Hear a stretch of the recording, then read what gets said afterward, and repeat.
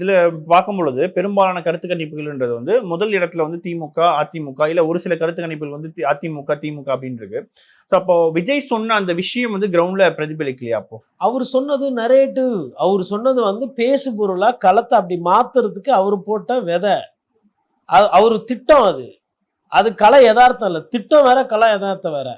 திமுகவோட திட்டம் என்ன? பாரதிய ஜனதா கட்சி இங்க வந்துரும். பாரதிய ஜனதா கட்சி வாங்கின 28 சீட்டோ, 27 சீட்டோ ஜெயிக்கிற மாரியா இருக்குது அந்த கட்சி? எதனா கருத்து கணிப்பு கேட்டு பாருங்க தனியா. பாரதிய ஜனதா கட்சி நல்லா பெர்ஃபார்ம் பண்ணியிருந்தா இன்னும் ஒரு 2, 3 கருத்து கணிப்புல என்ன வந்திருக்கும்? என்டிஏ அப்படின்னு போட்டு இப்ப திமுக 4, 5 பேர் ஜெயிக்குதுன்னு சொல்றாங்கன்னா, அந்த இடத்துல அதிமுக வந்துரும். ஒரு பேச்சுக்கு சொல்றேன் நான். அப்போ அது பெர்ஃபார்மன்ஸ்ன்றது இல்ல. அப்புறம் எங்கேருந்து பாரதிய ஜனதா கட்சி உள்ள வருது? இது திமுக செட் பண்ண நரேட்டிவ்.